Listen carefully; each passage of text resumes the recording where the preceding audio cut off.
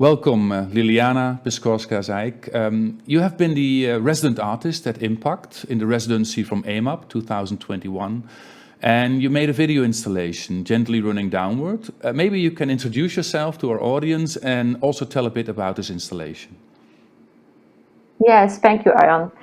Yes, I'm an artist based in Poland. My name is Liliana Zeic, and I chose and I changed that name this year. And in my artistic practice, I mainly work with this feminist queer perspective, which I grant with my Polish and Central Eastern European upbringing.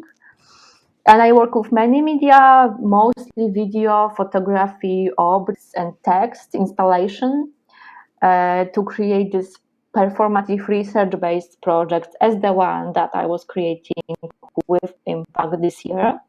And I was actually very much to create this work because of my own experience as a queer woman living in Poland, which means living in a state that is extremely rapidly changing and becoming more nationalistic, more conservative, and more, frankly, right-wing. And those changes affect all areas of my life, not only me as an artist, but also as a human being. And that's why I've been thinking for a long time, how can I transform those feelings into a work of art. Mm-hmm. So the video installation is actually a two-channel installation with one screen suspended in a room and two projections on each side of the screen. So we're going to watch two clips. So you will see the two channels, the two sides of the projection. And after that, with Liliana, we're going to talk a bit more about what she recorded and what the installation is about. The rules of the game in democratically constituted societies are fairly simple. Politics are made by pressure groups rather than by people who seek to promote the common good. When one such pressure group wants to obtain something that is opposed by no one, it will get it. The success of the pro-abortion and LGBT lobbies in recent years is thus easily explained. This is what once was baptized salami tactics by the communist revolutionaries in post-war Hungary. And what is salami tactics? I will explain with the help of a great Stalinist Matyas Rakosi. You have to cut very thin slices, slice after slice, and put it in your mouth. Nobody will see it disappearing, and you will have a stomach full of sliced up traditional family.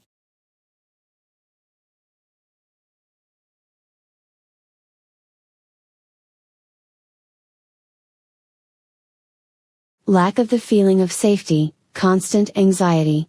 I'm afraid to be alone, so when I'm falling asleep, I stare at Instagram. When I wake up in the morning, I know there is little time, very little time to grab the phone or start talking to my girlfriend or focus on work as fast as possible. Because if I miss that moment and don't rechannel my brain into one of those activities, then kaboom. Panic, racing thoughts, total fuck up. The whole day fucked up. Okay, super. So these are the images that you can see in your installation. Maybe you can tell us about the two channels, the two sides of the screen and what people can hear and see on it. Yeah, actually the video is the same in both channels, but the audio changes. And in the first channel, what you can hear is this multi-voice collage of fragments of documents, interviews, and statements from far-right organizations that are active right now at the Polish level and at the level of the European Union to introduce this Catholic nationalistic agenda.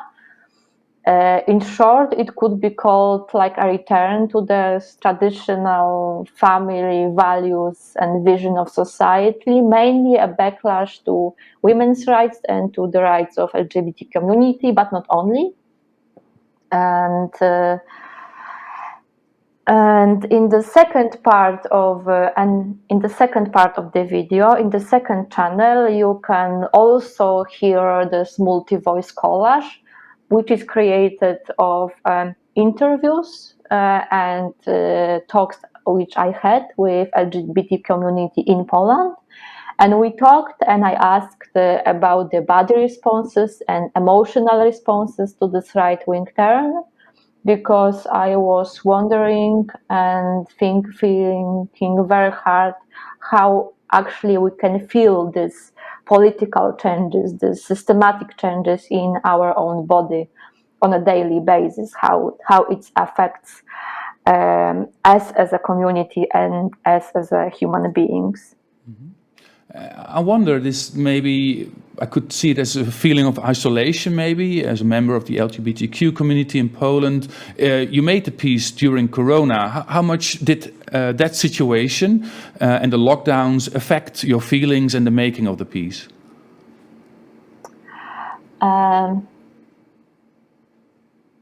Well, it changed the whole process actually, because I had to reschedule all my program in preparation. At the first moment, I prepared to have these group meetings to talk about our feelings, and this had to change. I had to change to individual conversations. So I think everything changed, and it became more one-on-one experience. Which I welcome, but of course it was hard for all of us to create this possibility for conversation and for listening to each other. Mm-hmm. And you're a Polish artist. Poland is a lot in the news, among other, because well, the populist government there and the anti-LGBTQ sentiments. Why do you think these sentiments are so strong, specifically in Poland? Yes, I actually really don't think they were that strong. They are now. They became strong because they were used politically, and I think Polish government has worked very hard to increase these feelings. And it is work that has been done on a basis of homophobia, of already existing homophobia in Polish society. But I think its essence is not actually homophobia. It's just the necessity to have this common enemy, to have this common other, to create nationalistic state project. And it worked very well in Poland. But that's something that I say very often when I talk about this project. It's not about homophobia, it's about political purposes. Yeah. Mm-hmm. No, thanks. So also as a response to the pandemic, we decided to make a web project of your installation so people can also see it without traveling online, and you can see it at the website of the Transmediale, transmediale.de/almanac. Maybe you share with us a bit how you approach this idea of a web project. What did you do to make your installation into a web project? Yes, we've decided to show not only the two parts of the video installation, but also show some glimpses, some fragments of my research. And we decided to show it as a very simple PDF reader. And this reader includes mainly two elements. The first one is a text written by Małgorzata Miśniakiewicz, which explains many of the political and social contexts that I've been dealing with in the video. And I decided that this kind of a broad presentation of those issues will be very important for the viewer who would like to enter and see this project more deeply, because obviously I was dealing with very complex political strategies, which are complex also to me. And I've been trying to understand how they impact our everyday life. And the second part in this reader is the texts and rules of traditional children games that you can see in my video. And this choreography and movements of such games I chosen to be this visual guide that guides you through the text. And I chose games that have elements of social relations in them, this visible elements of violence, of creating social hierarchies, constructing a symbolic other. And although in the movement itself, in the games, those elements are sometimes very little visible after those decades of transformations, those elements can be found in the text or in their history, and that's something you can read in a reader itself. Thanks, Liliana. So if people want to see more of you and your project, they can visit the online event that we're going to organize on the 24th of November, Populism, New Religious Conservatism and LGBTQ Rights in Europe.